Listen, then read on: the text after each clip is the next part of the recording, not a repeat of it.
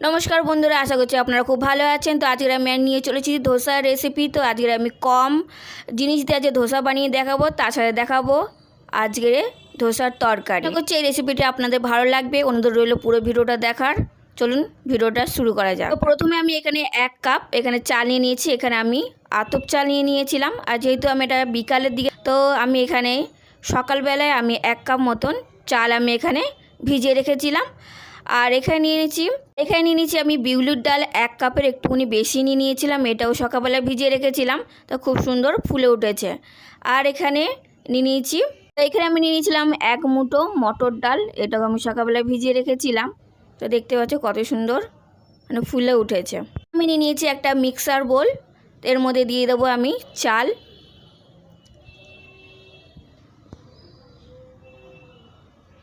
তো এখন আমি মিক্সার বোলে দিয়ে চালটাকে আমি মিহি করে বেটে নেব। তো চালটাকে আমি একটু মিহি করে বেটে নিয়েছি। তো দেখতে পাচ্ছেন, তো আপনাদেরকে দেখিয়ে দিচ্ছি যে মিহি করে এইভাবে আপনারা বেটে নেবেন।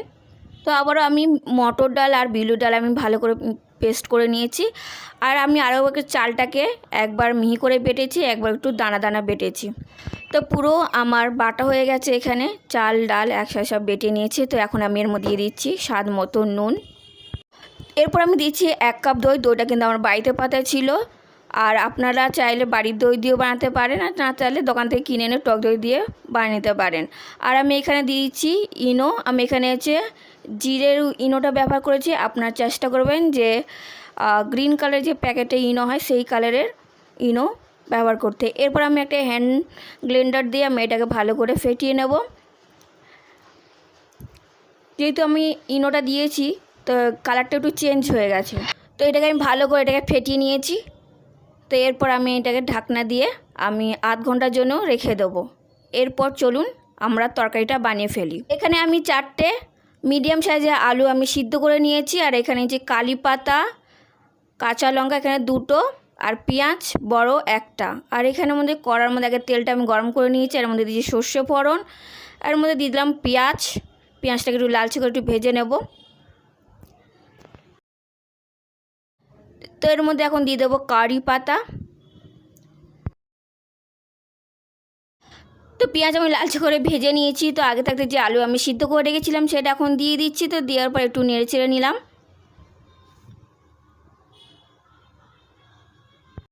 তো এখন আমি এখানে 2টো কাঁচা লঙ্কা দিয়ে দেবো।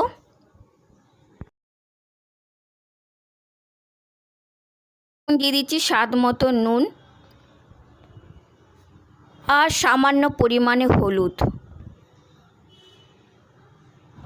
যেহেতু আমার আলুটা সিদ্ধ হয়ে আছে, তো আমি এর মধ্যে খুন্তি দিয়ে একটুখানি গলিয়ে নেব। তো এর মধ্যে দিয়ে দিচ্ছি আমি সামান্য চিনি, আর দিয়ে দেবো একটা গোটা পাতিলেবুর রস। তো দিয়ে আবারও আমি খুন্তি দিয়ে একটু নেড়ে চেড়ে নেব। তো আমার আলুর তরকারি তৈরি হয়ে গেছে। তো এরপর আমি ঢাকনাটা তুলে আমি আবারও দেখতে পাচ্ছেন যে গলাটা কতটা পাতলা হয়েছে, কিন্তু এর মধ্যে আমি একটুও জল মিশাইনি।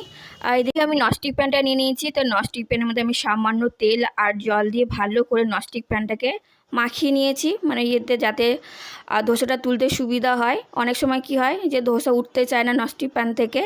তো আমি এইভাবে বানাবেন, দেখবে অবশ্যই আপনাদের ধোসা সুন্দরভাবে উঠবে। তো এইভাবে আমি ধোসাটা তৈরি করে নিচ্ছি। তো আমার 1 পিঠ হয়ে গেছে। তো ওপর থেকে আমি একটু বাটা দিয়ে দিচ্ছি। আর এইভাবে সাইড দিয়ে আমি এটাকে উল্টে দেব।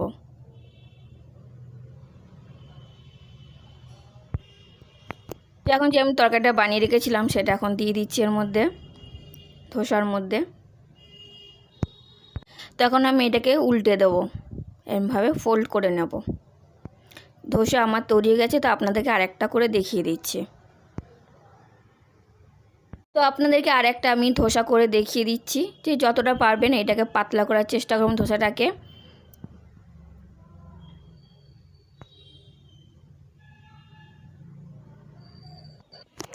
এই ধোসাটা একটু অন্যরকম বানাচ্ছি। এর মধ্যে দিচ্ছি গোলমরিচ আর চিলি ফ্লেক্স, আর দিয়ে দেবো আলুর তরকারিটা যেটা বানিয়ে রেখেছি। তো আমি 2 রকমের ধোসা বানালাম।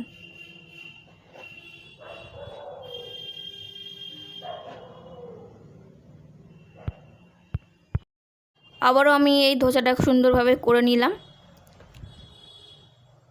ধোসাটা কিন্তু তুলতে কোনো ঝামেলা হয়নি, দেখতে পাচ্ছি কত স্মুথলি উঠে গেছে।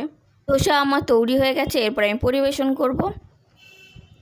আমি এখন একটু খেয়ে দেখছি, তো আপনাদেরকে বলছি খেয়ে কিন্তু দারুণ হয়েছে। অবশ্যই আপনারা বাড়িতে বানিয়ে দেবেন। ভিডিওটা যদি ভালো লেগে থাকে তো লাইক শেয়ার সাবস্ক্রাইব করবেন, আর অবশ্যই বাড়িতে এই রেসিপিটি ট্রাই করবেন আর বানিয়ে দেখবেন। যদি ভালো লাগে অবশ্যই লাইক শেয়ার আর কমেন্ট করতে ভুলবেন না। আর এটা যদি ভালো লেগে থাকে তো ছোট্ট করে লাইক দিয়ে দেবেন। তো আজকের ভিডিও এই পর্যন্তই, নমস্কার।